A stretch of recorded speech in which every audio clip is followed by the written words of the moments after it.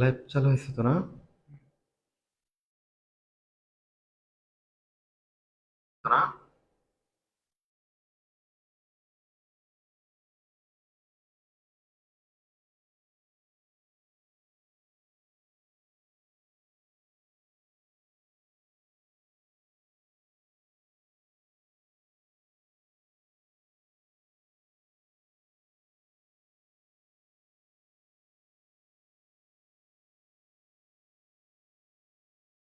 হুম,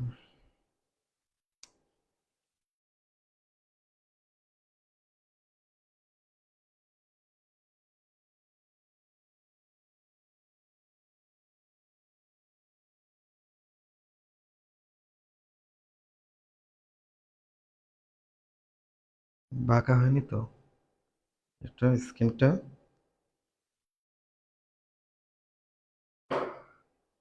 সামান্য একটু মনে হয় ঠিক করে লাগতে পারে, দেখো তো।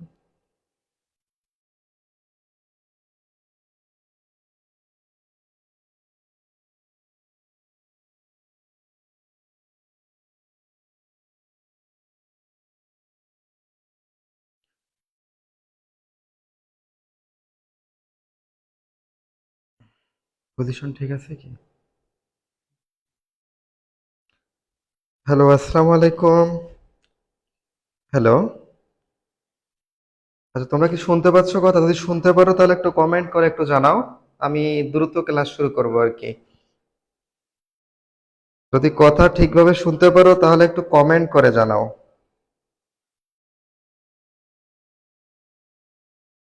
আর তোমাদের যে ফ্রেন্ডরা এখনো জয়েন করে নাই একটু মেনশন করে দাও, যেন একটু মেনশন করে দাও যেন সবাই আর কি লাইভটা দেখতে পারে। যারা এখনো নাই একটু জানিয়ে দাও, সবাইকে একটু মেনশন করে দাও।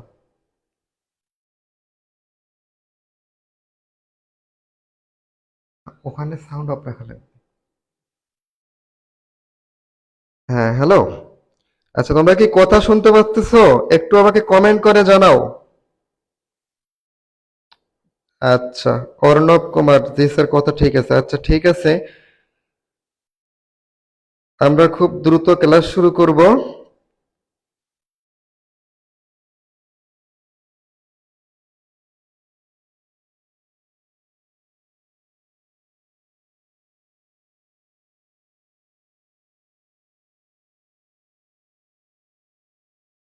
আচ্ছা, দু একজন মনে হয় বলতেছে যে লিংকে প্রবেশ করতে পারতেছে না। আচ্ছা, আমি একটা কাজ তোমরা একটা কাজ করো তাহলে, আমি তোমাদেরকে পেজের লিংক দেই। পেজের লিংকে গিয়ে তোমরা প্রথম লাইভটা, প্রথম যে পোস্টটা পাবো ওটা কিন্তু মূলত লাইভ ক্লাস আমাদের।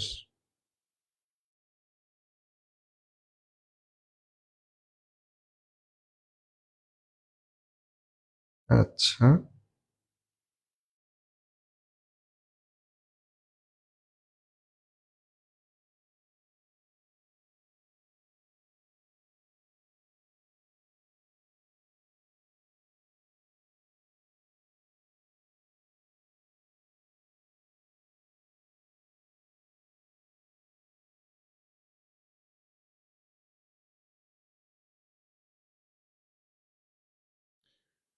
আচ্ছা, তোমরা একটা কাজ করো, আমি ক্লাস দু এক মিনিটের মধ্যেই শুরু করব। তোমরা একটু কাইন্ডলি পোস্টটা সবাই শেয়ার করে দাও, যাতে সবাই আমাদের লাইভ ক্লাসটা করতে পারে, সবাই যাতে অ্যাটেন্ড করতে পারে।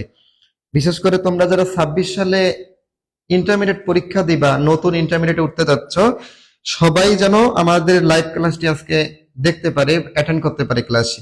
একটু প্লিজ সবাই শেয়ার করে দাও। আর তোমরা কে কোন কলেজের স্টুডেন্ট, কে কোন কলেজে ভর্তি হচ্ছ, একটু প্লিজ তোমরা একটু কমেন্ট করে জানাবা, যাতে আমরা জানতে পারি যে কোন কোন কলেজের স্টুডেন্ট গুলো আমাদের সাথে আছে, লাইভে ক্লাস করতেছে। আচ্ছা, ঠিক আছে, আমি ক্লাস তাহলে শুরু করে দিচ্ছি। আচ্ছা, আজকে যেহেতু তোমাদের ফার্স্ট ক্লাস একদম, তো আমাদের ইন্টারমিডিয়েটে ফিজিক্স পড়তে গেলে প্রথম যে অধ্যায়টা পড়তে হয় সেটাই কিন্তু আমাদের ভেক্টর। এটা আমাদের প্রথম চ্যাপ্টার না, এটা হচ্ছে আমাদের ফিজিক্স প্রথম পত্রের দ্বিতীয় অধ্যায়। দ্বিতীয় অধ্যায় হলেও আমরা এইটাই প্রথম পড়ি, কারণ ফিজিক্স ফার্স্ট পার্ট এবং সেকেন্ড পার্টে যতগুলো অধ্যায় আছে প্রতিটা অধ্যায়ে কিছু না কিছু আমাদের কিন্তু ভেক্টরের কাজ আছে, এই কারণে আমরা সবার আগে এই ভেক্টর অধ্যায়টাই পড়ি। আচ্ছা ঠিক আছে, আমি ভেক্টর আলোচনা করার আগে যে জিনিসটা আগে আলোচনা করব সেটা হচ্ছে আমাদের এই রাশি সম্পর্কে। আচ্ছা, তোমরা নিচের ক্লাসগুলোতে অবশ্যই জেনে এসেছো যে আমরা রাশি কাকে বলি। তোমরা অনেকেই ভেক্টর রাশি পড়ছো, স্কেলার রাশি পড়ছো, কিন্তু অনেকেই কিন্তু আমরা জানি না যে রাশি আসলে কাকে বলবো। ঠিক আছে, আচ্ছা, রাশি জিনিসটা হচ্ছে ভৌত জগতের যা কিছু পরিমাপ করা যায় সেগুলোকে রাশি বলে। আমি আবারও রিপিট করতেছি, ভৌত জগতের যা কিছু পরিমাপ করা যায় সেগুলোকে কি বলে? রাশি বলে। ঠিক আছে, আচ্ছা, তাহলে ভৌত জগতের কি কি পরিমাপ করা যায় এটা যদি আমি বলি, আমি প্রথম একটা এক্সাম্পল দেব। তোমরা দেখো আমার হাতে কিন্তু একটা মোবাইল ফোন আছে, এই মোবাইল ফোনটাকে কি আমরা রাশি বলতে পারবো? একটু কমেন্ট করে জানাও, আমার হাতে একটা মোবাইল আছে, এই মোবাইলটাকে কি আমি রাশি বলতে পারবো? একটু কমেন্ট করে জানাবা তোমরা। আমি আবারও বলতেছি, ভৌত জগতের যা কিছু পরিমাপ করা যায় সেগুলোকে রাশি বলে। ভৌত জগতের যা কিছু পরিমাপ করা যায় সেগুলোকে রাশি বলে। আমার হাতে যে মোবাইলটা আছে, এই মোবাইলটাকে কি আমরা রাশি বলতে পারবো? একটু জানাও।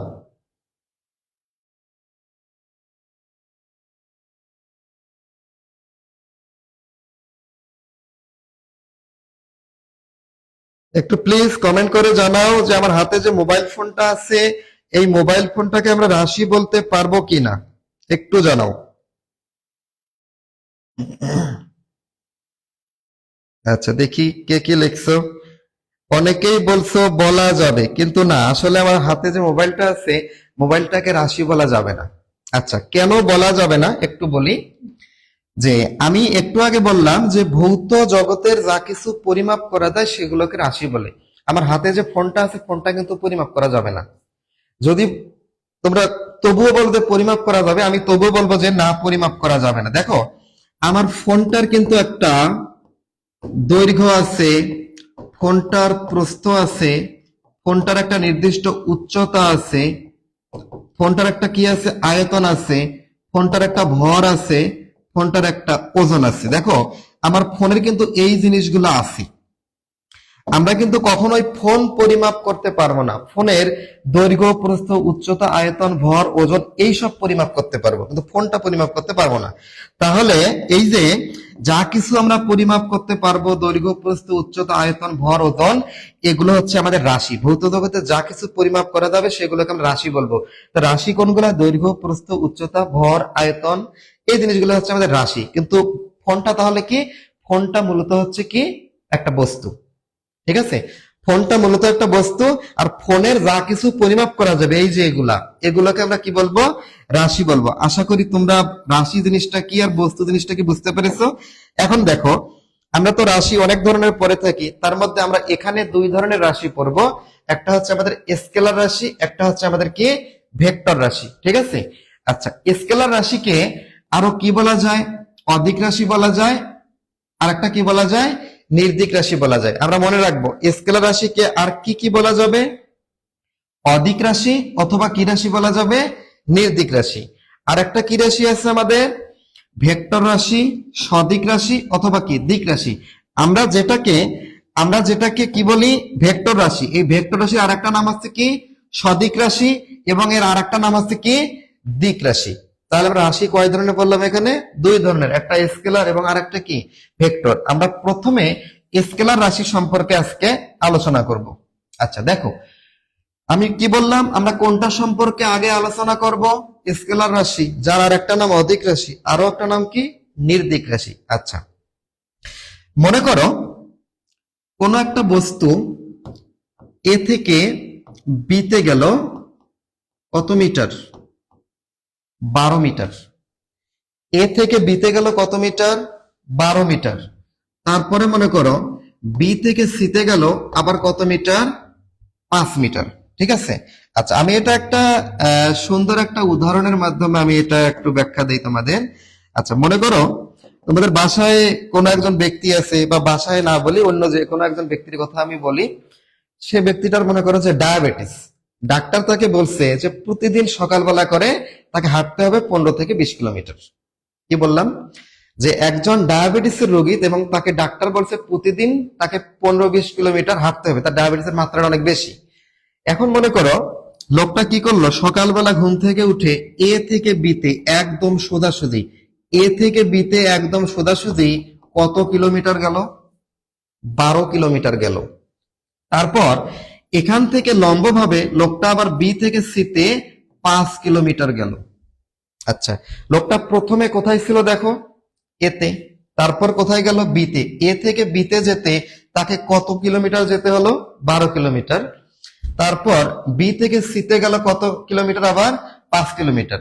তারপর মনে করো সে যায়নি। এখন যখন ব্যক্তিটা একদম এই সি বিন্দুর মধ্যে আছে, তখন মনে করো তাকে কেউ জিজ্ঞেস করলো যে আজকে আপনি কত দূর হেঁটেছেন। কি বললাম? তাকে প্রশ্ন করা হলো আজকে আপনি কত দূর হেঁটেছেন। আমি এখানে লিখে দিচ্ছি, কোশ্চেনটা কি? কত দূর হেঁটেছেন। তখন ওই ব্যক্তিটার উত্তরটা কি হবে? যদি তাকে প্রশ্ন করা হয় যে আজকে আপনি কত দূর হেঁটেছেন, তখন ওই ব্যক্তিটার উত্তর হবে কি? প্রথমে সে হাঁটছে 12 কিলোমিটার, তারপর আবার হাঁটছে কত কিলোমিটার? 5 কিলোমিটার।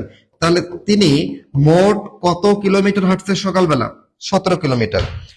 এই 17 কিলোমিটার যখন সে উত্তর দেবে, তখন কিন্তু তাকে বলার দরকার নাই সে কোন দিক থেকে কোন দিকে 12 গেছে এবং কোন দিক থেকে কোন দিকে 5 কিলোমিটার চলে গেছে। অর্থাৎ এই যে 17 কিলোমিটারের তথ্য সে দিল, এই 17 কিলোমিটার তথ্য দেওয়ার জন্য জাস্ট আমার কিন্তু মানটার প্রয়োজন। কোন দিক দিয়ে গেছে এটার কিন্তু কোনো প্রয়োজন নাই। এই যে তাহলে দেখো, আমি যে 17 কিলোমিটার এখানে লিখলাম, এই 17 কিলোমিটার জাস্ট একটা মান, এখানে কোনো দিকের কথা কিন্তু উল্লেখ নাই। আমাদের ভৌত জগতের কিছু কিছু রাশি আছে যাদেরকে প্রকাশ করার জন্য শুধুমাত্র মানের দরকার, দিকের কোনো দরকার নাই। সেই সকল রাশিকে বলা হবে আমাদের কি? স্কেলার রাশি। তাহলে লোকটা মোট কত কিলোমিটার অতিক্রম করেছিল? 17 কিলোমিটার। এই 17 কিলোমিটার শুধুমাত্র মান আছে, কিন্তু দিকের কোনো প্রয়োজন নাই। তাহলে এই অতিক্রান্ত পথকে আমরা কি বলি? দূরত্ব বলি। তাহলে এই 17 কিলোমিটার দূরত্বটা আমাদের অবশ্যই একটা কি রাশি হবে?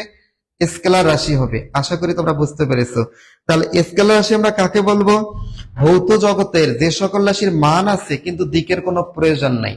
আমরা এটাকে আরো একটু এভাবে বলতে পারি, যে সকল রাশিকে প্রকাশ করার জন্য শুধু মানের প্রয়োজন, দিকের প্রয়োজন নেই, সে সকল রাশিকে আমরা কি বলবো? স্কেলার রাশি বা অদিক রাশি বা কি রাশি? নির্দিক রাশি। আশা করি তোমরা এতটুকু বুঝতে পেরেছো। এখন দেখো, তাহলে স্কেলার রাশি আমাদের আর কি কি হতে পারে? মনে করো তোমাকে বলা হইলো তোমার ভর কত, তুমি বললা 50 কেজি। বলা হইলো ভর কত, তুমি বললা কত কেজি? 50 কেজি। আমরা ভর কাকে বলি? কোন বস্তুতে মোট পদার্থের পরিমাণকে তার ভর বলে। কোন বস্তুতে মোট পদার্থের পরিমাণকে তার কি বলে? ভর বলে। দেখো, আমি মনে করো আমাকে প্রশ্ন করা হলো আপনার এই মোবাইলটার ওজন কত, বা সরি ভর কত। আমি বললাম 200 গ্রাম। এখন আমি ফোনটা এভাবে রাখি, এভাবে রাখি, এভাবে রাখি, প্রতি ক্ষেত্রে কিন্তু আমার ওই 200 গ্রাম বা 250 গ্রামই আমি বলবো। এখানে কিন্তু ভরের সাথে বা মোট পদার্থের পরিমাণের সাথে দিকের কোনো সম্পর্ক নাই। তাহলে ভর আমাদের কোন রাশি হবে? অবশ্যই স্কেলার রাশি, কারণ ভরের নির্দিষ্ট কোনো কি নাই? দিক নাই। তাহলে আমাদের স্কেলার রাশির আরো কিছু উদাহরণ আছে, যেমন কি দৈর্ঘ্য। দৈর্ঘ্য মনে করো আমাকে বলা হলো আমার হাতের এই মার্কারটার দৈর্ঘ্য কত। আমি বললাম যে 6 ইঞ্চি বা 5 ইঞ্চি বললাম। এখন আমি এই দিক থেকে মাপি আর এই দিক থেকে মাপি, সেটা কিন্তু আমার উল্লেখ করার দরকার নাই, জাস্ট আমার কি দৈর্ঘ্যের মানটা দরকার। তাহলে দৈর্ঘ্যের ক্ষেত্রে শুধু মানের দরকার, দিকের কোনো দরকার নেই। তাহলে দৈর্ঘ্যটাও কি রাশি হবে? অবশ্যই স্কেলার রাশি। আশা করি তোমরা স্কেলার রাশি সম্পর্কে মোটামুটি ভালোভাবে বুঝতে পেরেছো। আমাদের স্কেলার রাশি ছাড়া আর একটা কি রাশি ছিল এখানে? ভেক্টর রাশি। এই অধ্যায়ের সব থেকে গুরুত্বপূর্ণ আলোচনা হচ্ছে আমাদের কি রাশি? ভেক্টর রাশি। কারণ আমাদের অধ্যায়টার নামই কি? ভেক্টর। অধ্যায়ের নামই কি আমাদের? ভেক্টর। এখন আমরা ভেক্টর রাশি সম্পর্কে একটু আলোচনা করব, ঠিক আছে? আচ্ছা, তোমরা যদি স্কেলার রাশি সম্পর্কে মোটামুটি ভালোভাবে বুঝতে পারো, তাহলে অবশ্যই আমাকে একটু কমেন্ট করে জানাবা যে স্কেলার রাশিটা কি ভালোভাবে তোমরা বুঝতে পারছো কিনা। কারো কোনো কোশ্চেন যদি থাকে তোমরা অবশ্যই কমেন্ট বক্সে একটু কোশ্চেনটা জানাবা।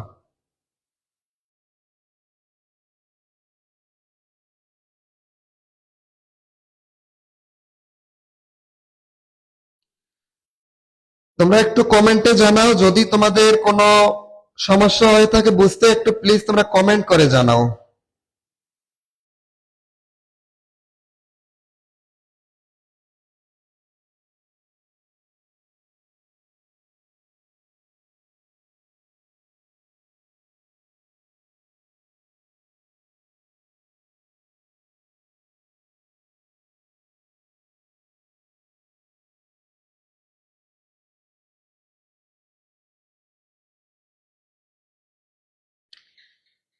অনেকে সালাম দিচ্ছ, সবাইকে ওয়ালাইকুম আসসালাম। আসলে সবার তো আসলে রিপ্লাই দেওয়া ভাবে সম্ভব না, আমি একটু লাইভে জানিয়ে দিলাম ওয়ালাইকুম আসসালাম।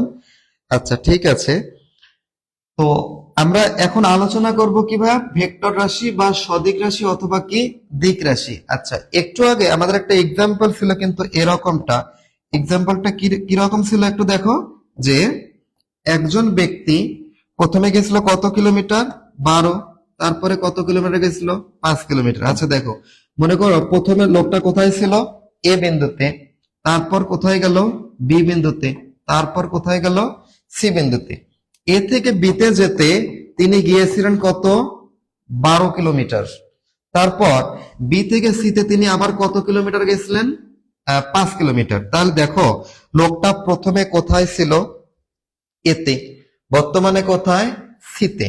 এই যে এ থেকে সিতে, এ থেকে সি এর দিকে সরল রেখা বরাবর যে ন্যূনতম দূরত্বটা আমরা পাবো, এটা হচ্ছে আমাদের সরণ।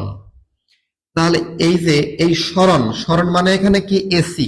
আমি যদি এখান থেকে এসি বের করতে চাই, এসিটা কি এখানে অতিভুজ না, অতিভুজ মানে রুট ওভার কি লেখা যাবে, আমরা ভূমি স্কয়ার প্লাস কি লম্ব স্কয়ার লিখতে পারি। তাহলে দেখো 12 উপর স্কয়ার যোগ 5 এর উপর স্কয়ার, এটা তোমরা জানো কত হবে, 13 কিলোমিটার। দেখো আমি যখন এসি হিসাব করতেছি, আমাকে কিন্তু দেখতে হচ্ছে লোকটা আগে কোথায় ছিল, বর্তমানে কোথায় আছে। তোমরা একটু দূরত্বটা একটু চিন্তা করে দেখো, প্রথমে যখন লোকটাকে বলা হয়েছিল লোকটা মোট কত দূরত্ব অতিক্রম করলো, তাকে কিন্তু কোথায় ছিল কোথায় আছে এটা কিন্তু আলোচনা করার প্রয়োজন হয় নাই। এখন দেখো আমি যখন এসিটা হিসাব করতেছি, তখন কিন্তু আমার আগের অবস্থানে যেতে হচ্ছে এবং বর্তমান অবস্থানে যেতে হচ্ছে। তাহলে এক্ষেত্রে কিন্তু আমাকে একটা নির্দিষ্ট দিক বিবেচনা করতে হচ্ছে, লোকটা প্রথমে কোথায় ছিল আর বর্তমানে কোথায় আছে। তাহলে এ থেকে সিতে তার যে একটা নির্দিষ্ট দিকে অবস্থানের পরিবর্তন হলো, এবং কতটুকু অবস্থানের পরিবর্তন হলো, এই অবস্থানের পরিবর্তনটাকে আমরা কি বলবো, সরণ।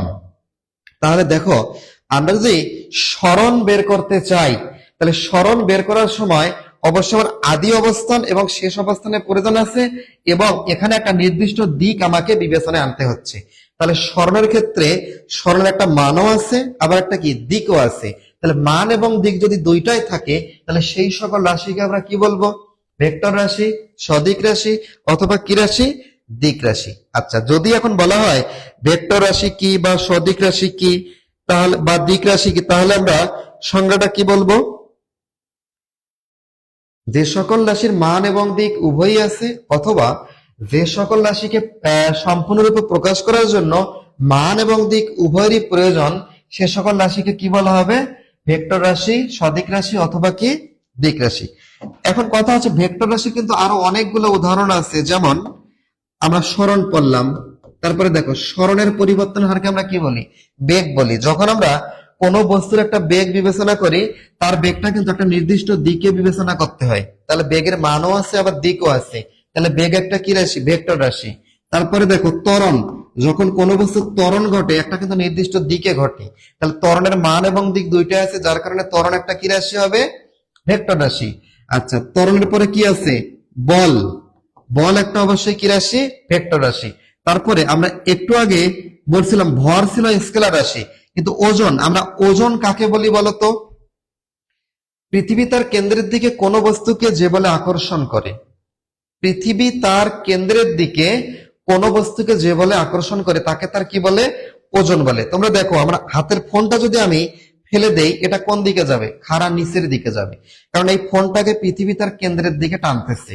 তাহলে ফোনটাকে পৃথিবী কেন্দ্রের দিকে যে বলে টানতেছে সেটা হচ্ছে কি এই বস্তুর ওজন। তাহলে ওজনের একটা কি আছে? নির্দিষ্ট দিক আছে, এবং সেটা কোন দিকে? খাড়া নিচের দিকে। তাহলে ওজনের মানও আছে, আবার কি দিকও আছে, যার কারণে ওজন একটা কি রাশি হবে? অবশ্যই ভেক্টর রাশি হবে। আচ্ছা, এখন এই ভেক্টর রাশির ক্ষেত্রে আমাদের বেশ কয়েকটা জিনিস জানতে হবে। ভেক্টর রাশিকে আমরা কিভাবে প্রকাশ করতে পারি, ঠিক আছে? মনে করো কোন একটা ভেক্টর এ থেকে শুরু, বি তে গিয়ে শেষ। এ থেকে বি এর দিকে এটা কার্যকর। এটা কার্যকর কোন দিকে? এ থেকে কার দিকে? বি এর দিকে। তাহলে ভেক্টরটা শুরু কোথা থেকে? এ থেকে। কোন একটা ভেক্টর ঠিক যেখান থেকে শুরু হবে সেটাকে বলা হবে পাদবিন্দু। কোন একটা ভেক্টর যেখান থেকে শুরু হবে সেটাকে বলা হবে তার পাদবিন্দু অথবা আদিবিন্দু।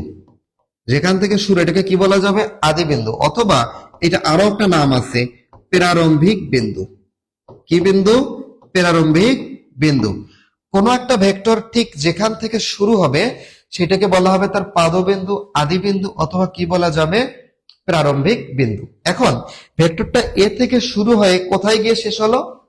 বি তে গিয়ে কিন্তু শেষ হলো। যেখানে গিয়ে শেষ হবে এটার নাম হচ্ছে শীর্ষবিন্দু। এটার নাম কি? শীর্ষবিন্দু, অথবা এটার আরো একটা নাম আছে, কি বিন্দু ভাইয়া? শেষ বিন্দু, অথবা এটাকে আমরা অনেকে বলি চূড়ান্ত অবস্থান বা চূড়ান্ত বিন্দু।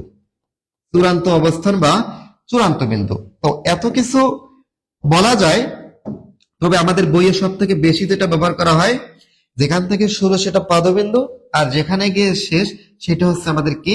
শীর্ষবিন্দু। আশা করি বুঝতে পেরেছো। তাহলে এই যে এ থেকে বি এর দিকে কার্যকর যে ভেক্টরটা, এটাকে আমরা প্রকাশ করব ঠিক এভাবে। এ বি লিখবো, তার উপরে একটা কি রেখা চিহ্ন বা তীর চিহ্ন দিব। তাহলে দেখো এই যে আমি এবিটা যেভাবে লিখলাম, এবিটা আমি যেভাবে লিখলাম, এটার অর্থটা কি? এবি লিখে উপরে তীর চিহ্ন, এর অর্থ এবি একটা ভেক্টর রাশি, সেটা এ থেকে শুরু, বিতে গিয়ে শেষ। তার মানে এটা হচ্ছে তার কি? পাদবিন্দু, এবং বিটা হচ্ছে তার কি?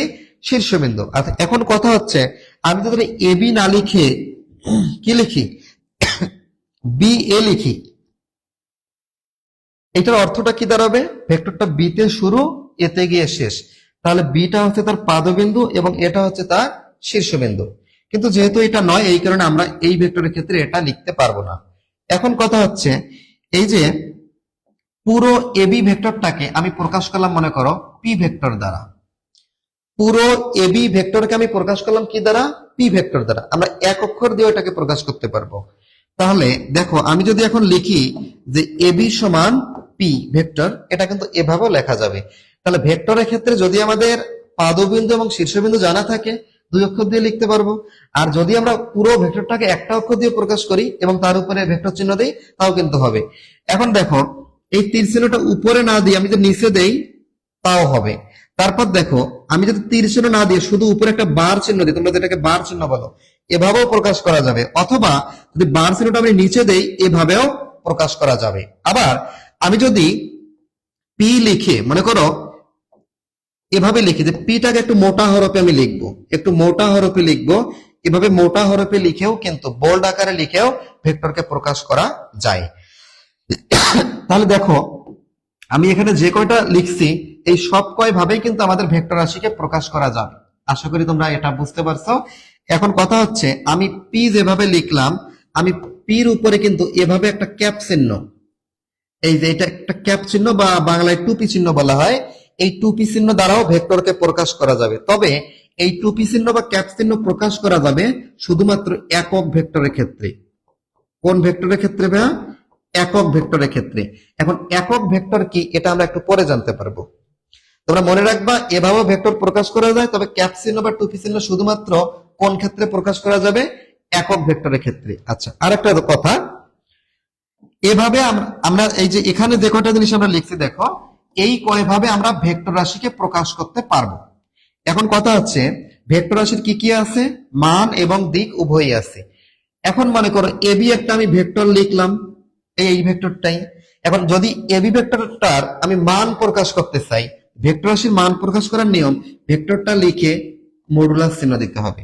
এটা দ্বারা বোঝাবে কি ভেক্টরের মান। অথবা আমি যদি এবি লিখি আর উপরে তীর চিহ্নটা না দেই, রেখা চিহ্নটা না দেই, এভাবে কিন্তু ভেক্টরের মান প্রকাশ করা যাবে। তাহলে ভেক্টর রাশির মান প্রকাশ করার নিয়ম, ভেক্টরটা লিখে দুপাশে মডুলাস দিতে হবে অথবা তীর চিহ্ন ছাড়া লিখতে হবে। এক অক্ষরের ক্ষেত্রে কিন্তু তাই। আমি ভেক্টরটাকে প্রকাশ করছিলাম পি দ্বারা, তাহলে এর মান কিভাবে প্রকাশ করব? মডুলাস চিহ্ন দেব বা শুধুমাত্র তীর চিহ্ন ছাড়া আমরা কি অক্ষরটা লিখবো। এভাবে কিন্তু ভেক্টরের মান প্রকাশ করা যায়। আশা করি তোমরা ভেক্টর রাশি এবং ভেক্টর রাশি প্রকাশের নিয়মটা বুঝতে পারছো। আচ্ছা, যদি বুঝে থাকো আমি একটু এখন পরবর্তী টপিকে যাব। দেখি ভেক্টর রাশির পরে আমরা আসলে কি জানতে চাচ্ছি? অবস্থান ভেক্টর। এই অধ্যায়ের সব থেকে গুরুত্বপূর্ণ একটা জিনিস হচ্ছে অবস্থান ভেক্টর। আচ্ছা, আমি পরবর্তী টপিকে যাওয়ার আগে আমি একটু কমেন্ট গুলো দেখব, দেখি।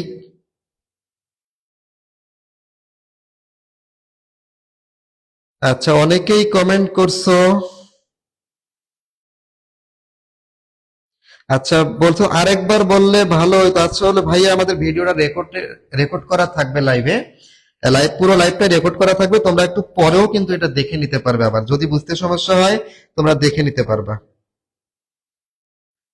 আচ্ছা, অনেকেই অনেক জায়গা থেকে কমেন্ট করেছো। আচ্ছা, যাদের একটু বুঝতে সমস্যা হচ্ছে, পরে তোমরা জয়েন করছো, তোমরা আমি এখন যা পড়াবো এখান থেকে দেখো, তাও কিন্তু তোমরা বুঝতে পারবা। আর যদি আগের জিনিসগুলো তোমরা মিস করে থাকো, তোমরা অবশ্যই রেকর্ডেড ভিডিওটা দেখবা। আমাদের এটা রেকর্ড করাই থাকবে। আশা করি তোমাদের বুঝতে সমস্যা হওয়ার কথা না। আর বুঝতে সমস্যা হলে আমাদের তো আরো ক্লাস হবে, পরবর্তী ক্লাসের প্রয়োজনে আবারও আমরা আলোচনা করব। এটা নিয়ে কোনো সমস্যা হওয়ার কথা না। তোমাদের কাছে শুধু একটা রিকোয়েস্ট, প্লিজ তোমরা একটু পোস্টটা শেয়ার করে দিবা, যাতে সবাই আমাদের ক্লাসটা দেখতে পারে। তোমরা যারা লাইভটা দেখতেছো, প্লিজ পুরো লাইভটা তোমরা একটু শেয়ার করে দাও টাইম লাইনে, যাতে সবাই দেখতে পারে। আমরা চাচ্ছি আমাদের ফ্রি ক্লাসগুলো যেন সব স্টুডেন্টরাই যেন করতে পারে, সবাই যেন ফ্রিতে ক্লাসগুলো পায়।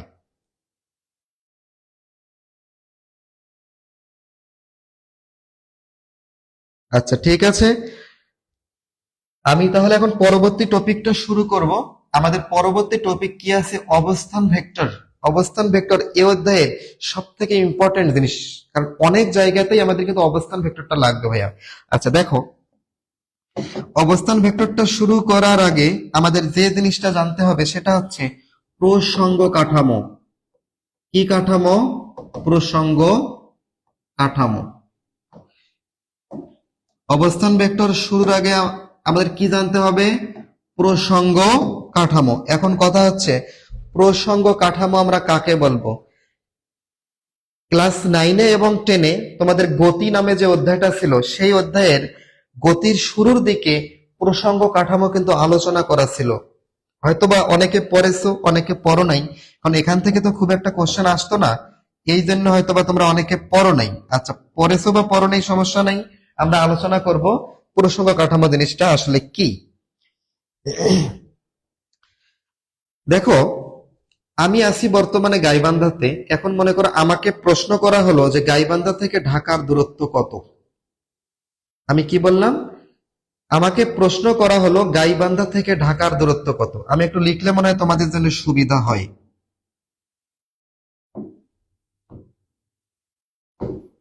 গাইবান্ধা থেকে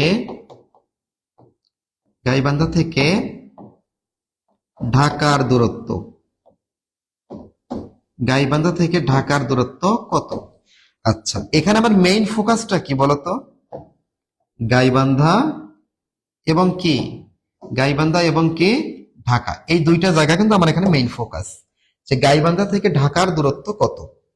এখন আমি বললাম যে গাইবান্ধা থেকে ঢাকার দূরত্ব, আমি বলে দিলাম মনে করো যে 250 কিলোমিটার, একটা অনুমান করে আমি ধরে নিলাম 250 কিলোমিটার। ঠিক আছে। এখন মনে করো তোমাদের কেউ আছে মনে করো যে সিলেটের মধ্যে, তাকে প্রশ্ন করা হলো যে সিলেট থেকে ঢাকার দূরত্ব কত। কোথা থেকে? সিলেট থেকে ঢাকার দূরত্ব কত? আচ্ছা, আমি জানি না দূরত্বটা আসলে কত, আহ, আমি একটা অনুমান করে দিয়ে দিলাম। ধরে নাও সে উত্তর দিল 300 কিলোমিটার। দেখো প্রথম কোশ্চেনটা, গাইবান্ধা থেকে ঢাকার দূরত্ব কত? আমি কত বলছি? 250 কিলোমিটার। তোমাদের কেউ একজন সিলেটে আছো, যদি কেউ সিলেট থেকে থাকো একটু কমেন্ট করে জানাও। এখন দেখো, যাকে বলা হয়েছে সিলেট থেকে ঢাকার দূরত্ব কত, সে বলছে কি 300 কিলোমিটার। তাহলে দেখো তো, ঢাকার দূরত্ব কি দুই জায়গা থেকে সমান? জি না। গাইবান্ধা থেকে ধরলে হয় 250 কিলোমিটার, সিলেট থেকে ধরলে হয় 300 কিলোমিটার। এখন কথা হচ্ছে, আমি প্রথমে বললাম গাইবান্ধা থেকে, তার মানে আমি গাইবান্ধা থেকে কি গাইবান্ধাকে স্থির রেখে আমি দূরত্বটা বলছি।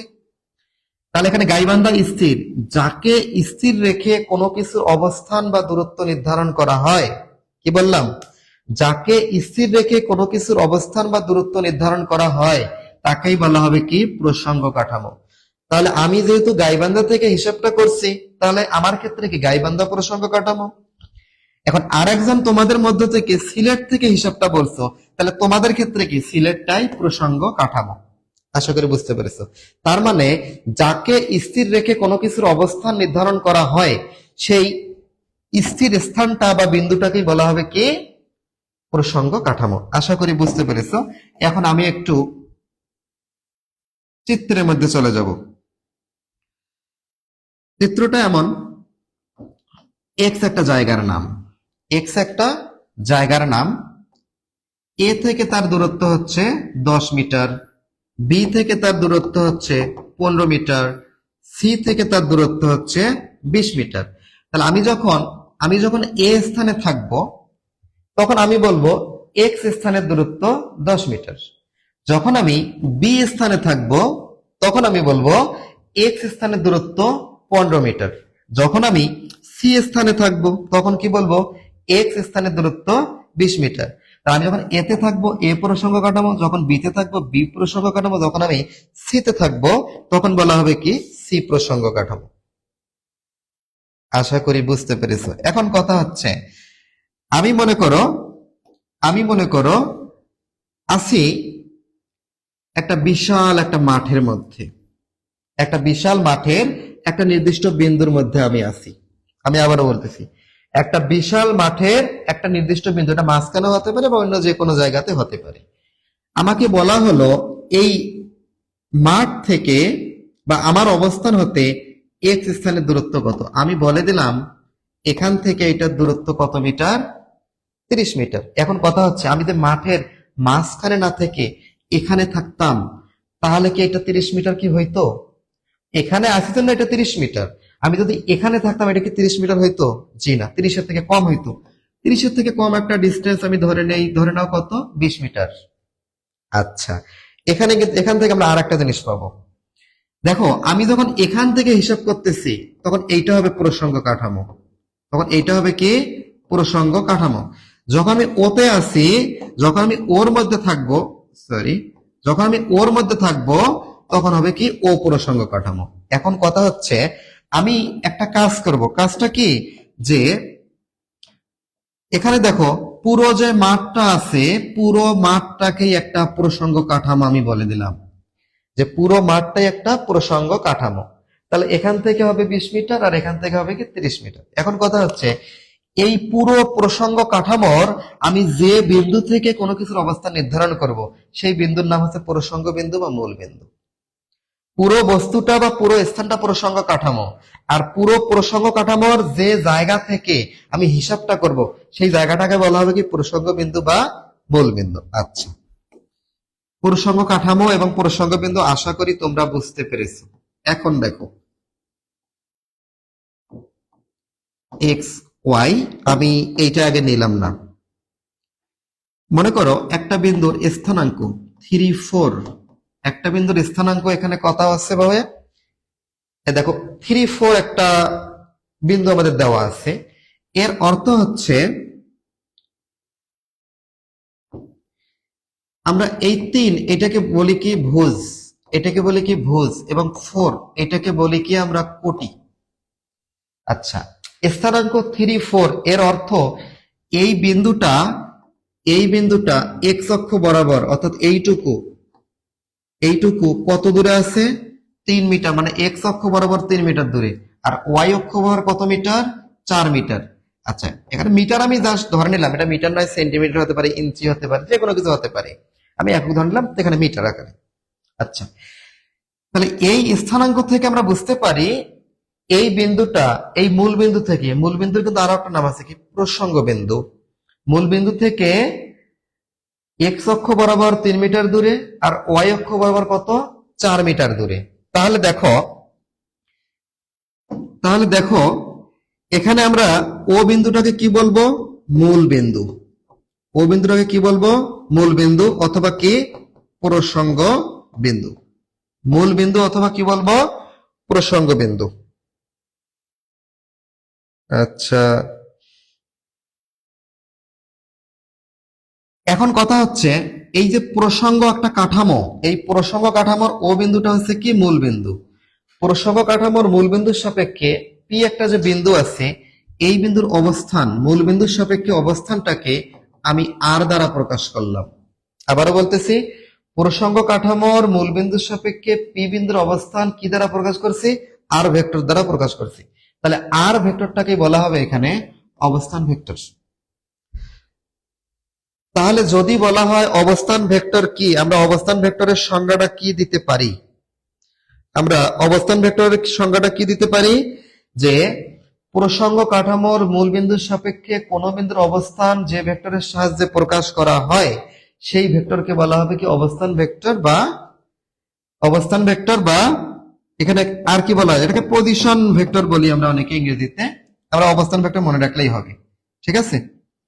এখন কথা হচ্ছে, এখানে অবস্থান ভেক্টরটা কি আমাদের? ওপি। আমি ওপি কেন লিখতে পারবো? কারণ ভেক্টরটার পাদবিন্দু ও এবং শীর্ষবিন্দু কি, পি।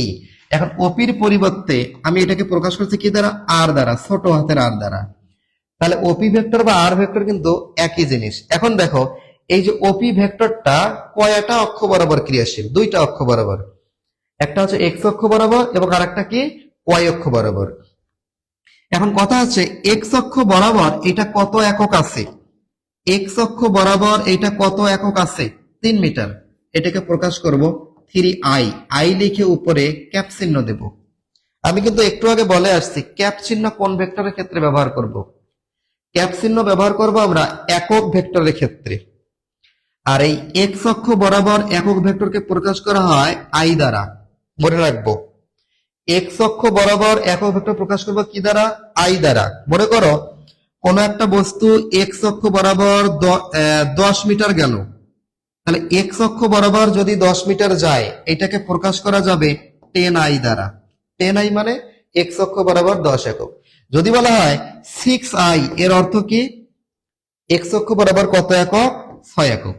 এখন দেখো, এই যে ওপি ভেক্টরটা, এটা কি শুধু এক্স অক্ষ বরাবর? না, এটা ওয়াই অক্ষ বরাবরও কাজ করতেছে। তাহলে আই দ্বারা বোঝানো হবে কোন অক্ষ?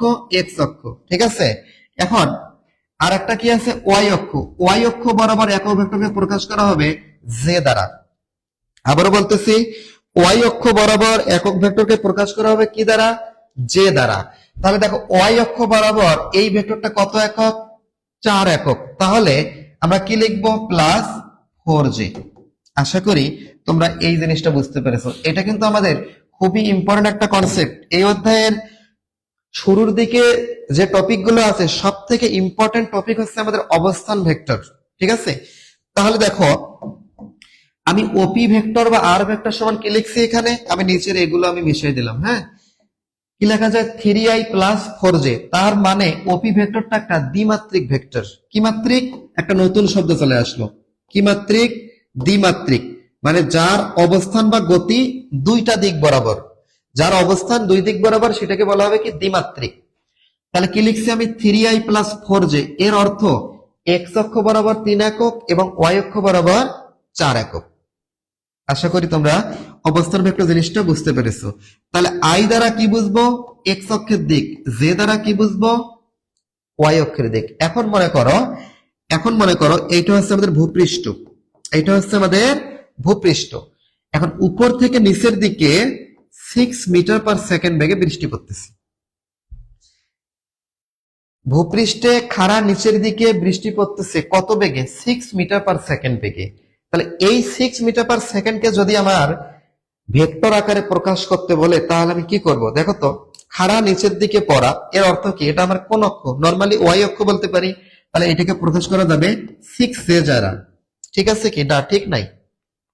দেখো, যদি উপরের দিকে যাই পজিটিভ আর নিচের দিকে আসা মানে কি নেগেটিভ। বৃষ্টি কি নিচ থেকে উপরে পড়ে না উপর থেকে নিচে পড়ে? অবশ্যই উপর থেকে নিচে পড়ে। এই কারণে বৃষ্টির বেগকে আমরা প্রকাশ করবো কি দ্বারা? এখানে -6 দ্বারা।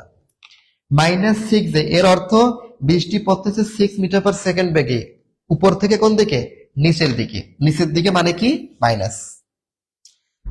আচ্ছা, আরেকটা কথা, আমাদের এটা দ্বিমাত্রিকের ক্ষেত্রে। এখন যদি ত্রিমাত্রিক কোনো কিছু আমরা বিবেচনা, আচ্ছা তোমরা মেসেঞ্জারে অনেকে মেসেজ দিচ্ছ,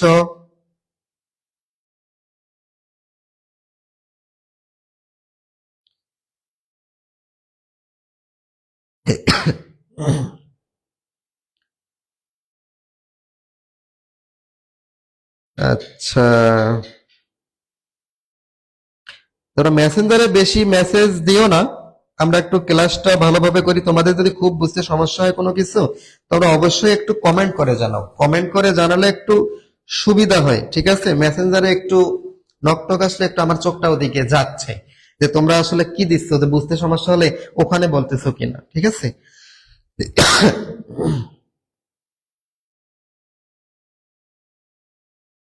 আচ্ছা, আবু বকর চৌধুরী কমেন্ট করছো, ক্লাস কতক্ষণ হবে? ভাইয়া ক্লাস তো শুরু করছি আমরা 9টায়, দেখি কতদূর পর্যন্ত আগানো যায়। আজকে আমাদের যেহেতু ফার্স্ট ক্লাস, আমরা একটু বেসিক জিনিসগুলো একটু ক্লিয়ার করে নেই, তাহলে পরবর্তী ক্লাসে আমরা আরো ভালো করে শিখতে পারবো।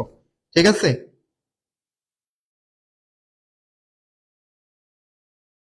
আচ্ছা, তাহলে দেখো আমরা এখানে পড়লাম কি দ্বিমাত্রিক অবস্থার ক্ষেত্রে, দ্বিমাত্রিকের ক্ষেত্রে আমাদের অবস্থান ভেক্টরটা কিন্তু আমরা জানলাম। দ্বিমাত্রিকে আমাদের কয়টা দিক ছিল? দুইটা দিক, একটা এক্স অক্ষ এবং একটা কি ওয়াই অক্ষ। এক্স অক্ষ বরাবর একক ভেক্টর প্রকাশ করবো কি দ্বারা? এক্স অক্ষ বরাবর প্রকাশ করবো আমরা আই দ্বারা। আর ওয়াই অক্ষ বরাবর একক ভেক্টর প্রকাশ করবো কি দ্বারা? জে দ্বারা। দ্বিমাত্রিকের আলোচনা আপাতত আমাদের শেষ, ঠিক আছে? এখন আমরা চলে যাব একটু ত্রিমাত্রিকের ক্ষেত্রে। কোন মাত্রিক? ত্রিমাত্রিক। আচ্ছা, ত্রিমাত্রিক আলোচনা করতে গেলে একটু দেখো কি করা যায়। একটু দেখো,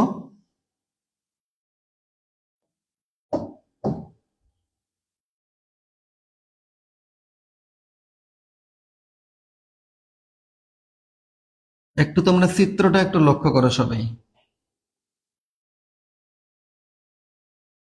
দেখো, এখানে একটা বস্তু আমি ধরে নিলাম, এটা তোমরা এটাকে ঘন বস্তু বা ঘনক ধরে নিতে পারো। আমরা জানি ঘন বস্তু কাকে বলে? যার তল কয়টা? 6টা, দুইটা দৈর্ঘ্য, দুইটা প্রস্থ, দুইটা উচ্চতা। আর ঘনক কাকে বলে? যে কোনো বস্তু দৈর্ঘ্য, প্রস্থ, উচ্চতা সবগুলা কি সমান। তোমরা ঘনক এটা ধরে নিতে পারো। এটার কিন্তু মাত্রা হয় 3টা। মাত্রা কয়টা? 3টা। দেখো, আমি যদি ধরে নিই এটা হচ্ছে আমার দৈর্ঘ্য, এটা হচ্ছে আমার কি দৈর্ঘ্য, ঠিক আছে? আর দেখো এই যে রেখাটা দেখতে পাচ্ছ, এটা কিন্তু আমার প্রস্থ, এটা হচ্ছে প্রস্থ।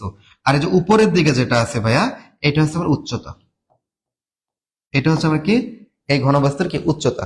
তাহলে আমি যদি এই ঘনবস্তুটাকে ব্যাখ্যা করতে চাই, তাহলে আমার কিন্তু 3টা দিক লাগবে। দৈর্ঘ্য কত, প্রস্থ কত, আর কি উচ্চতা কত। আয়তন হিসাব করতে গেলেও আমার 3টাই লাগবে, দৈর্ঘ্য, প্রস্থ, উচ্চতা।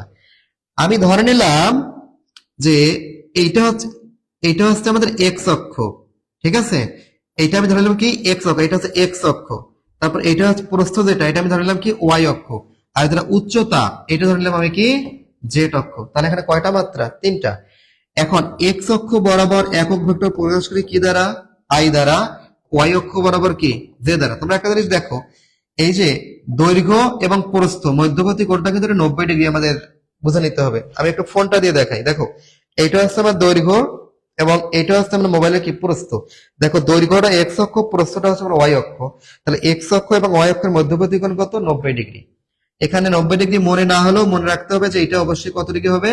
90 ডিগ্রি। তারপর দেখো, এই ফোনের উচ্চতা যেটা, এই যে উচ্চতাটা দেখো, এটা এটা হচ্ছে এক্স অক্ষ, এটা হচ্ছে ওয়াই অক্ষ, আর এটা হচ্ছে আমার কি উচ্চতা। বা এই উচ্চতাকে আমরা প্রকাশ করবো কি দ্বারা? এখানে জেড অক্ষ দ্বারা। তাহলে এক্স অক্ষ এবং ওয়াই অক্ষ পরস্পর লম্ব।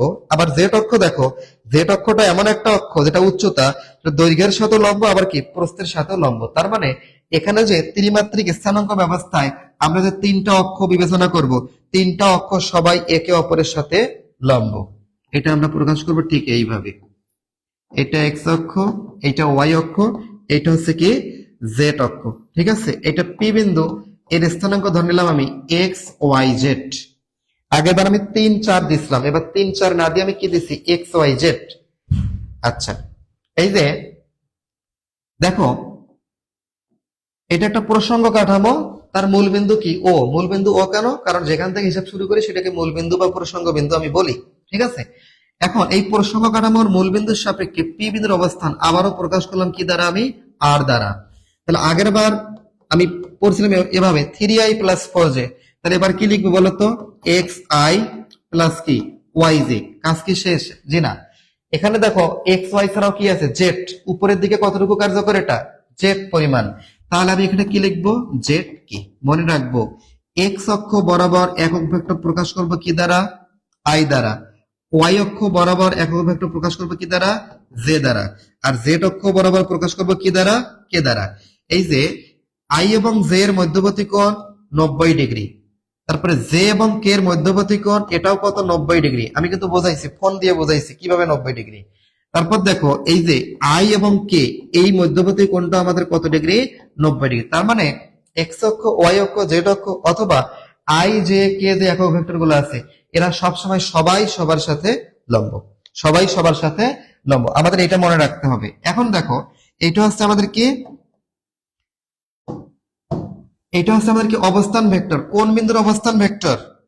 পি বিন্দুর অবস্থান ভেক্টর। এখন যদি আমাকে এই অবস্থান ভেক্টরের মান বের করতে বলে, যদি কি বের করতে বলে?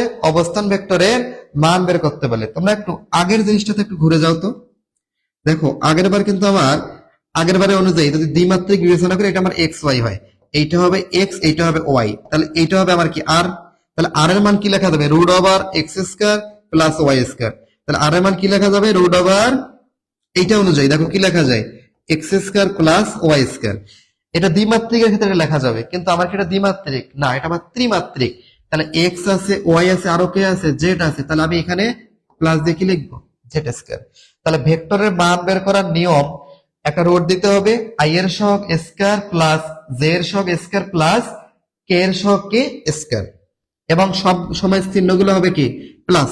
আচ্ছা, আমি একটু তোমাদের একটু উদাহরণের সাহায্যে এটা একটু দেখিয়ে দিই। হ্যাঁ, তোমরা মনে করো এ একটা ভেক্টর, এ একটা ভেক্টর, সে ভেক্টরটা লেখা আছে 3i minus 2j plus 6k। মনে করো আমাদের এটা একটা ভেক্টর দেওয়া আছে, ভেক্টরটা কি? 3i minus 2j plus 6k। আচ্ছা, এই ভেক্টরটার অর্থটা কি? আই জে কে আছে, তার মানে ভেক্টরটা দ্বিমাত্রিক নাকি ত্রিমাত্রিক? অবশ্যই ত্রিমাত্রিক, কারণ আই জে কে তিনটা অক্ষর কথা এখানে বলা আছে। তাহলে এই ভেক্টরটার অর্থ হচ্ছে ভেক্টরটা এক্স অক্ষ বরাবর 3 একক কাজ করতেছে, ওয়াই অক্ষ বরাবর -2 একক কাজ করতেছে, এবং জেড অক্ষ বরাবর 6 একক কাজ করতেছে। এখন কথা হচ্ছে এই যে মাইনাসটা আছে এর অর্থ কি? যে মানে কি ওয়াই অক্ষ না, তার এটা কি ওয়াই অক্ষের দিকে নয়, বরং ওয়াই অক্ষের বিপরীত দিকে। মানে কোন দিকে? আমি নিচের দিকে বলতে পারি, বা যদি ওয়াই অক্ষ এই দিকে ধরি তার বিপরীত দিকে আমাদের 2 একক কাজ করতেছে, এইভাবে আমাদের ধরে নিতে হবে। এখন কথা হচ্ছে যদি আমাকে এই ভেক্টরটার মান বের করতে বলে, এই ভেক্টরের মান আমরা কিভাবে প্রকাশ করতে পারি? এইভাবে প্রকাশ করতে পারি, অথবা তীর চিহ্ন ছাড়া আমরা কি শুধু এ লিখতে পারি। তাহলে ভেক্টরের মান বের করার নিয়ম, রুট দেব। রুট দেওয়ার পরে দেখো এখানে আমাদের দেখো আই এর সহগ কত আছে? 3 উপর স্কয়ার প্লাস জে এর সহগ কত? -2 -2 এর উপর স্কয়ার প্লাস কে এর সহগ 6 তার উপর স্কয়ার। তাহলে দেখো আমাদের রুট ওভার কত হচ্ছে? 9 যোগ 4 যোগ 36 যোগ করলে 49 মানে 7। তাহলে এই ভেক্টরের মানটা আমরা কত পাইলাম? 7। এভাবে আমরা ভেক্টরের মান বের করতে পারি। ঠিক আছে, আর একটা কথা, আমাদের মাঝে মাঝে একটা কোশ্চেন আসে, ভেক্টর রাশির মান কখনো ঋণাত্মক হতে পারে কিনা। কোশ্চেনটা কি বললাম? ভেক্টর রাশির মান কখনো ঋণাত্মক হতে পারে কি না। ভেক্টর রাশির মান কখনো ঋণাত্মক হতে পারে কিনা। তোমরা ধরে নাও এ একটা ভেক্টর, আমি সেটাকে ধরলাম x i plus a y j plus a z k. এই যে এ একটা ভেক্টর আমি ধরে নিলাম। এখন কথা হচ্ছে আমার কোশ্চেনটাতে কি বলা হয়েছিল? কোশ্চেনটাতে বলা হয়েছিল ভেক্টর রাশির মান কখনো ঋণাত্মক হতে পারে কিনা। যদি কখনো তোমাদের অনুধাবন এই কোশ্চেনটা আসে যে ভেক্টর রাশির মান কখনো ঋণাত্মক হতে পারে কিনা, সরাসরি উত্তর হবে না। ভেক্টর রাশির মান কখনো ঋণাত্মক হতে পারে না। এর ব্যাখ্যাটা আমরা কিভাবে দেব? প্রথমে আমরা একটা ভেক্টর এটা ধরে নেব। আচ্ছা, এ vector axi plus ayj plus azk, এটার অর্থ কি? এর অর্থ হচ্ছে এ ভেক্টরটা একটা ত্রিমাত্রিক ভেক্টর, যেটা এক্স অক্ষের দিকে x একক, y অক্ষের দিকে ay একক এবং z অক্ষের দিকে az একক ক্রিয়াশীল। এখন আমি যদি এ ভেক্টরের মানটা বের করতে চাই, তাহলে এ ভেক্টরের মান সমান কি লিখবো? রুট ওভার আই এর সহগ কত? এক্স, তাহলে এক্স এর উপর স্কয়ার প্লাস আমার জে এর সহগ কত? এ ওয়াই স্কয়ার প্লাস কে এর সহগ কি? এ জেড, তাহলে কি হবে? A Z square. আমরা কিন্তু ভেক্টরের মান এভাবে এটা লিখতে পারি। এখন দেখো, এখন তোমরা একটা জিনিস দেখো, সেটা হচ্ছে এই যে এক্স, আমার এক্সটা পজিটিভও হতে পারে নেগেটিভও হতে পারে। আমি আবারও বলি, এই এক্স এর মানটা পজিটিভও হতে পারে নেগেটিভও হতে পারে, কারণ এক্স অক্ষের দিকেও যেতে পারে বিপরীত দিকেও যেতে পারে। তাহলে এক্স পজিটিভ হোক বা নেগেটিভ হোক, তার স্কয়ার কিন্তু সবসময় পজিটিভ। আবার দেখো, এ ওয়াই এর মান, এই যে এ ওয়াই পজিটিভও হতে পারে নেগেটিভও হতে পারে, কিন্তু এ ওয়াই স্কয়ার সবসময় পজিটিভ। ঠিক একইভাবে এজেড পজিটিভও হতে পারে নেগেটিভও হতে পারে, কিন্তু এজেড স্কয়ার স্কয়ার করলে সবসময় পজিটিভ হবে। তার মানে আমরা বলতে পারি যে এটাও পজিটিভ, এটাও পজিটিভ, এটাও পজিটিভ, তাহলে তিনটা পজিটিভ যোগ করলে তো নেগেটিভ আসার কোনো চান্স নাই। তার মানে ভেক্টর রাশির মান কখনো ঋণাত্মক হতে পারে না। তবে যদি কখনো a ইকুয়াল -6 বলা যায়, যদি কখনো ভেক্টর রাশির মানের সামনে ঋণাত্মক চিহ্ন থাকে, সেই ঋণাত্মক চিহ্নটা অর্থ হচ্ছে ভেক্টর রাশিটা বিপরীত দিকে কাজ করতেছে। তাহলে অর্থটা দাঁড়ালো ভেক্টর রাশির মান কখনো ঋণাত্মক হতে পারে না। তবে ভেক্টর রাশির মানের সামনে যদি কখনো মাইনাস চিহ্ন ব্যবহার করা হয়, সেটা মান বোঝে না, সেটা মূলত বিপরীত দিক বোঝায়। আশা করি তোমরা অবস্থান ভেক্টর এবং ভেক্টরের মান নির্ণয় টপিকটা ভালোভাবে বুঝতে পেরেছো। আমি একটু পরবর্তী টপিকে যাব। দেখো তো পরবর্তী টপিকে কি বলা আছে? একক ভেক্টর। আমরা একটু আগে কিন্তু অলরেডি আমরা কিন্তু জেনে এসেছি যে একক ভেক্টর আমরা আই জে কে তিনটা পড়ছি, যে এক্স অক্ষের দিকে একক ভেক্টর আই, ওয়াই অক্ষের দিকে জে, জেড অক্ষের দিকে কে। এখন আমরা জানবো যে একক ভেক্টর জিনিসটা আসলে কি। ঠিক আছে, এখন আমরা জানবো কি একক ভেক্টর জিনিসটা আসলে কি। আচ্ছা, তার আগে আমি আর একবার একটু কমেন্ট গুলো দেখবো, দেখি তোমরা কি কি কমেন্ট করছো।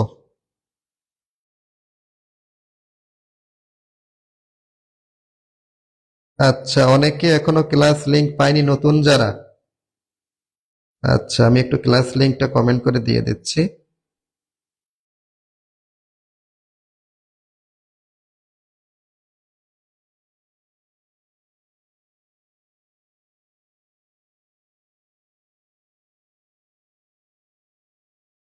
আচ্ছা,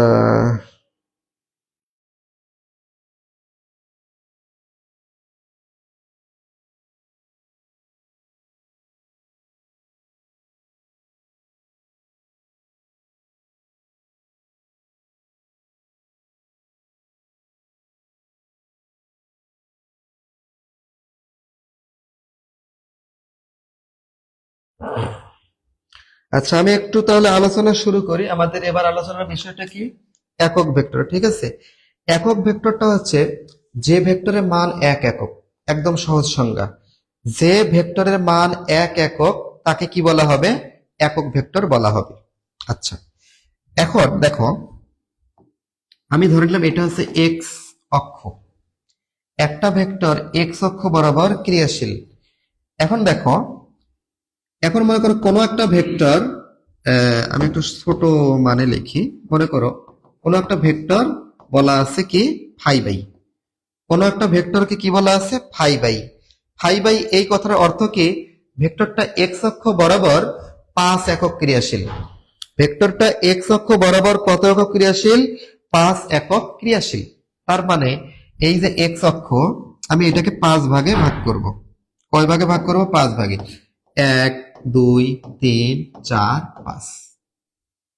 এই যে দেখো, আমি কয়টা অংশ নিছি এখানে ভাইয়া? 5টা অংশ নিছি।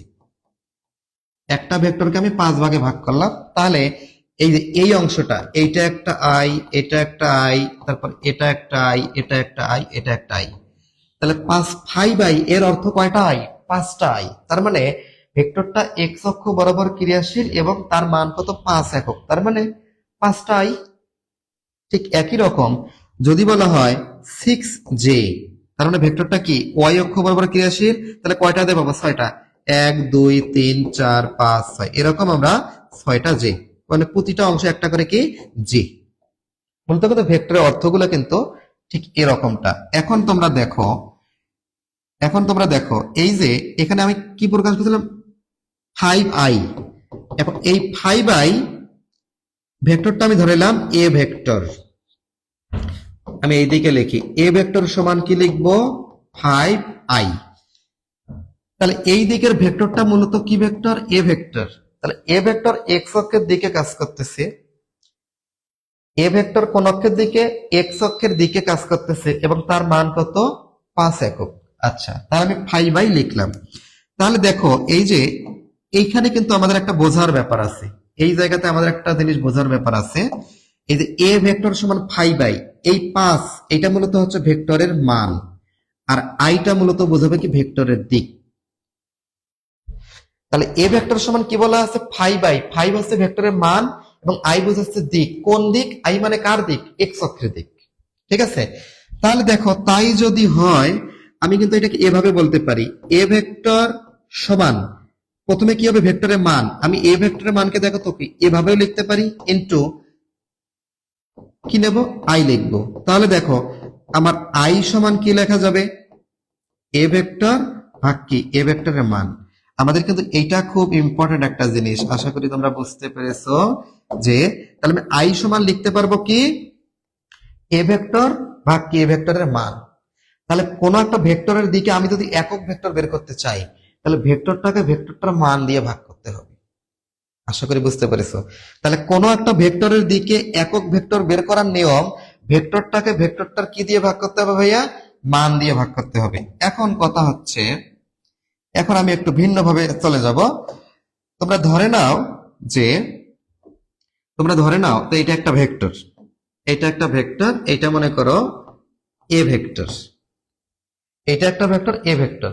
এটাকে আমি এক্স অক্ষ বলতে পারবো না, ওয়াই অক্ষ বলতে পারবো না, জেড অক্ষ বলতে পারবো না। এটা একটা ত্রিমাত্রিক বা যে কোনো ভেক্টর হতে পারে। এখন কথা হচ্ছে যেহেতু এক্স অক্ষ নয়, তার মানে কি আমি আই একক ভেক্টর নিতে পারবো না। যেহেতু ওয়াই অক্ষ নয়, তাহলে তাহলে এই দিকের একক ভেক্টর আমি কি জে এটাও নিতে পারবো না। যেহেতু এটা জেড অক্ষ নয়, তাহলে এই দিকের একক ভেক্টর কে এটাও আমি নিতে পারবো না। তাহলে এই দিকের একক ভেক্টর আই জে কে কেউই হবে না, মিক্সড কিছু হবে। আমি সেটাকে ধরে নিলাম, এই দিকের একক ভেক্টরটা আমি ধরে নিলাম এ।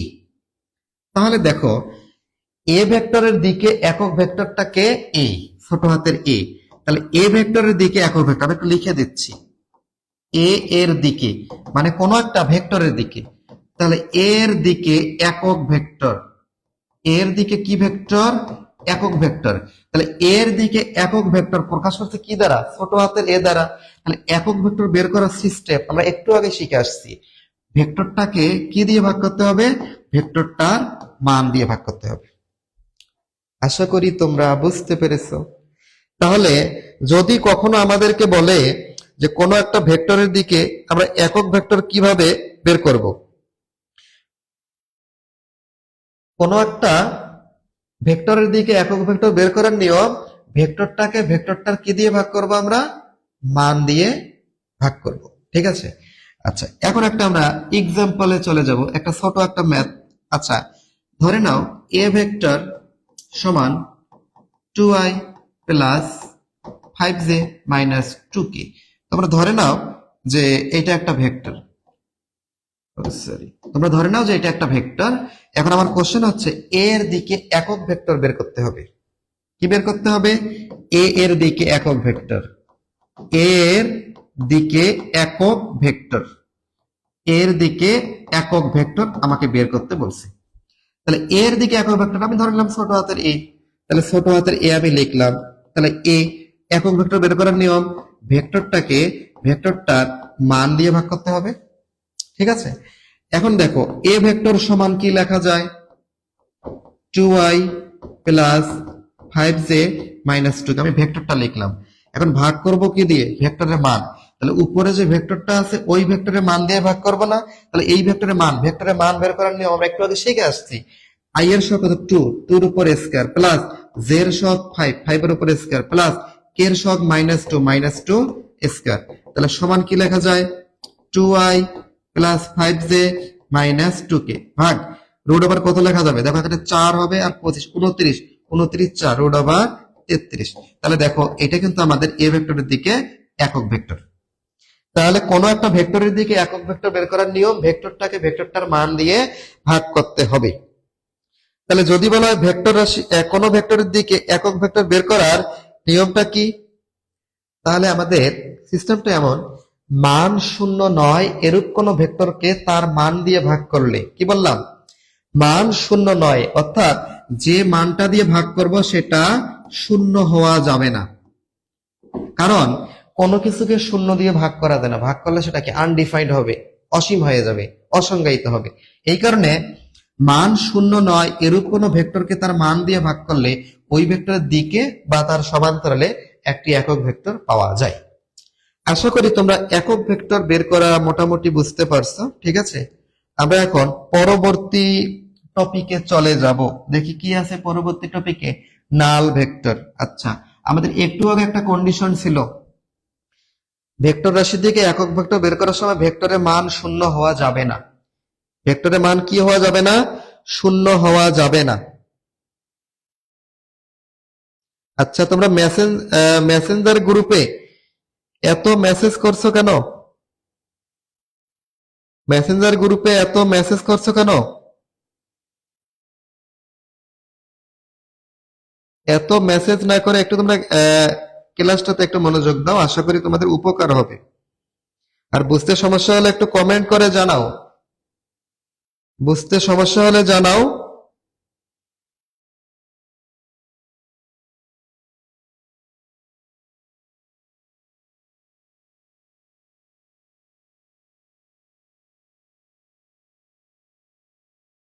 আচ্ছা, দেখি তোমরা কেউ কি নতুন করে কমেন্ট করছো কিনা।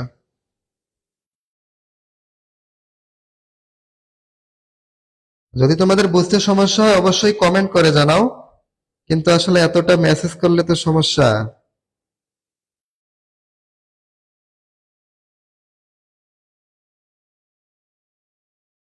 তোমাদের কোনো কোশ্চেন থাকলে তোমরা কোশ্চেন করতে পারো।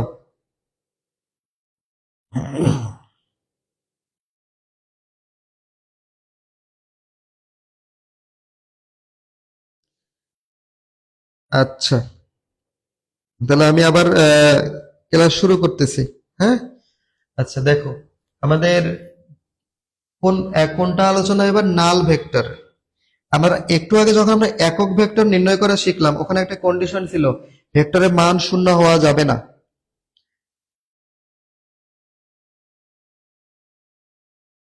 ভেক্টরের মান কি হওয়া যাবে না? শূন্য হওয়া যাবে না। যদি শূন্য হয় তাহলে তার নাম নাল ভেক্টর। কি বললাম? যে যদি কোনো ভেক্টরের মান শূন্য হয় তাহলে সেই ভেক্টরকে বলা হবে নাল ভেক্টর। আচ্ছা, আমরা এটা একটু উদাহরণের মাধ্যমে জানবো, ঠিক আছে? উদাহরণটা আমরা এভাবে দিতে পারি, দেখো উদাহরণটা আমরা এভাবে দেব, মনে করো এটা একটা বস্তু, এটা একটা বস্তু। এখন এই বস্তুটাকে মনে করো এই দিক থেকে মনে করো যে কেউ টানতেছে, এই দিক থেকে কেউ টানতেছে, মনে করো 10 নিউটন বলে এই প্রান্ত থেকে। এখন আর একটা জিনিস আমি করব, সেটা হচ্ছে আমি একটু কপি করে এইদিকে নেই। আচ্ছা দেখো, আরেকজন মনে করো বিপরীত দিকে এটাকে টানতেছে, আরেকজন বিপরীত দিকে মনে করো টানতেছে, সে টানতেছে মনে করো 20 নিউটন বলে, সে টানতেছে বি থেকে। দেখো মাঝখানে একটা বস্তু রাখা আছে, বস্তুটাকে এই দিকে টানা হচ্ছে 10 নিউটন বলে, কে টানতেছে? এ।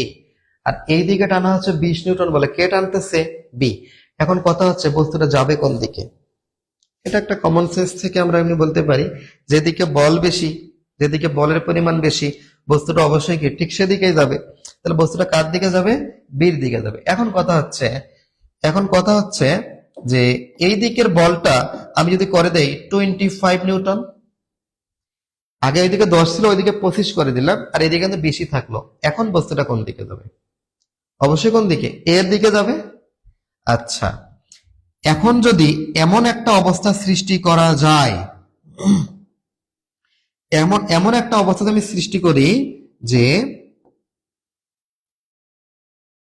এখানে 20 নিউটন দিলাম, এই দিকেও 20 নিউটন, ওই দিকে 20 নিউটন, দুইজন দুই দিক থেকে টানতেছে একটা বস্তু, দুই দিকেই বল সমান, বস্তুটা কোন দিকে যাবে একটু কমেন্ট করে জানাও, কোন দিকে যাবে এটা তোমরা জানো।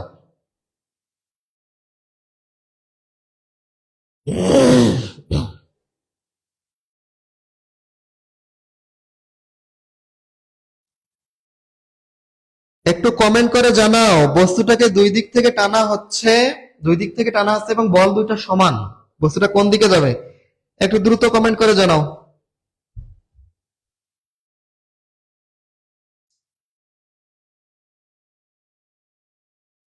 আচ্ছা, তোমরা এত মেসেজ করতেছো কেন?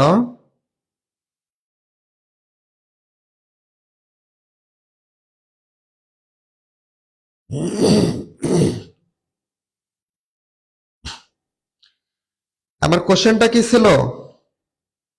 এই দিকে টানা হচ্ছে 20 নিউটন বলে, এই দিকেও টানা হচ্ছে 20 নিউটন বলে, বস্তুটা যাবে কোন দিকে?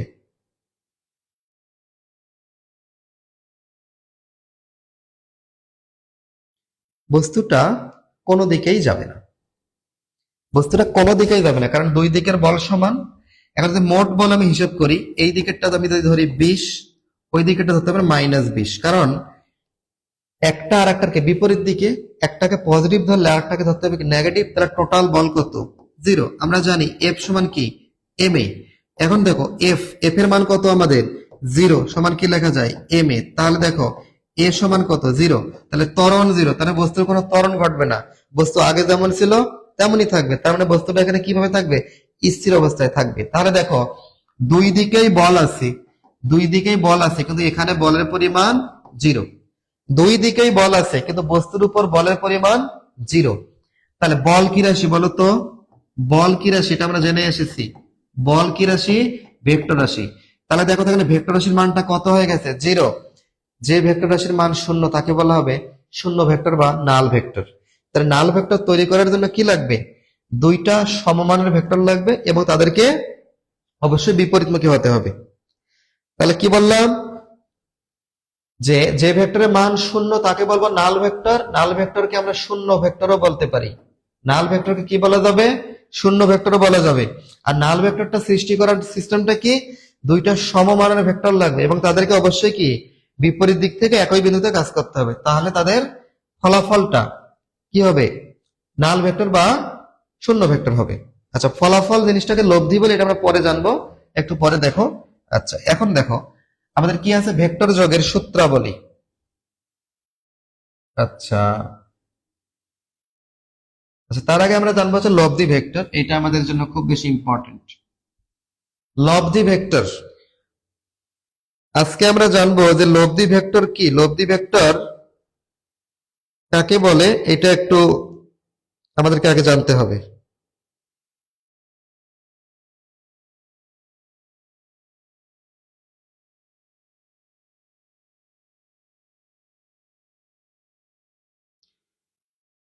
আচ্ছা দেখো, লব্ধি ভেক্টর বুঝতে হলে আমাদের যে জিনিসটা লাগবে, তোমরা ধরে নাও যে এটা একটা মাঠ, এটা একটা কি মাঠ। এখন দেখো এই মাঠের উপর আমরা একটা বস্তু রাখবো, এই মাঠের উপর একটা কি রাখবো আমরা, বস্তু রাখবো, ঠিক আছে। এখন এই পাশে একটা বিল্ডিং ধরে নেব এবং এই পাশে আমরা আর একটা বিল্ডিং ধরে নেব। দেখো এটা একটা বিল্ডিং এর ছাদ, ছাদের মধ্যে এ নামে কোনো ব্যক্তি আছে, এইটা আর একটা বিল্ডিং, এই ছাদের মধ্যে মনে করো বি বলতে কোনো একজন ব্যক্তি আছে। যদি আমরা এই জিনিসটা বুঝতে পারি, তাহলে আমাদের আসলে লব্ধি বুঝতে আর সমস্যা হওয়ার কথা না। একটু দেখো আমি কি বলছি, একটা মাঠের মধ্যে একটা বল আছে এবং দুই পাশে দুটো বিল্ডিং আছে, এটা বিল্ডিং এর ছাদ, এখানে এ ব্যক্তি আছে, এটা আর একটা বিল্ডিং এর ছাদ, এখানে বি ব্যক্তি আছে। এখন এ ব্যক্তির হাতে একটা দড়ি আছে, দড়ি দিয়ে মনে করো বলটা বাঁধা আছে। একইভাবে বি ব্যক্তির হাতেও একটা দড়ি আছে, দড়ি দিয়ে বলটা বাঁধা আছে, ঠিক আছে। এখন কথা হচ্ছে, এ ব্যক্তি মনে করো এই দিকে দড়িটা টানবে, সে টানবে একটা নির্দিষ্ট বলে, সেটা ধরে নিলাম কত বলে, F1 বলে। বল যেহেতু ভেক্টর আসে, আমি উপরে তীর চিহ্ন ভেক্টর চিহ্ন দিলাম।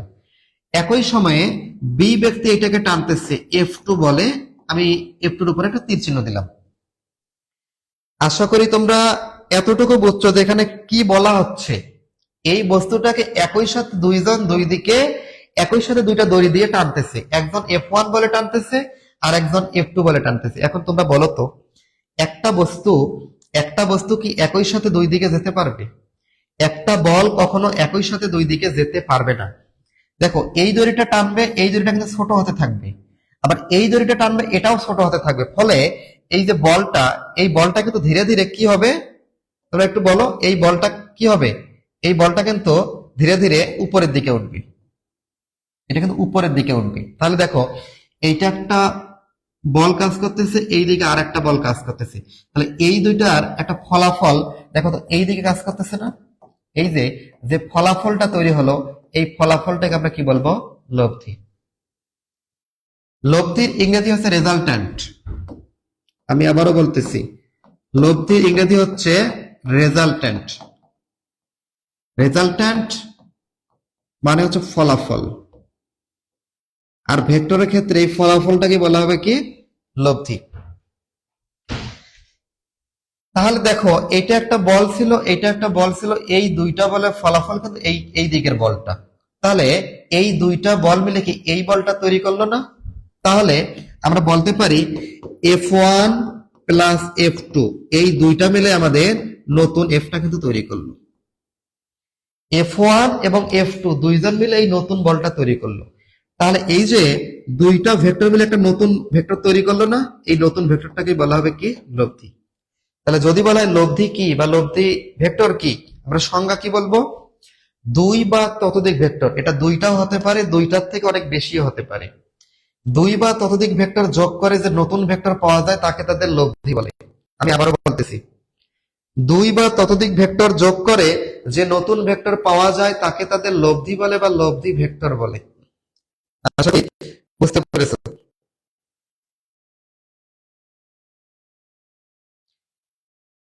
লব্ধি মূলত এইটা। এখন লব্ধি তাহলে বের কর, লব্ধি মানে কি? একাধিক ভেক্টরের কি যোগফল বা ফলাফল। লব্ধি মানে কি? একাধিক ভেক্টরের যোগফল বা ফলাফল। এখন ভেক্টর রাশির যোগের কিছু নিয়ম আমাদের জানতে হবে।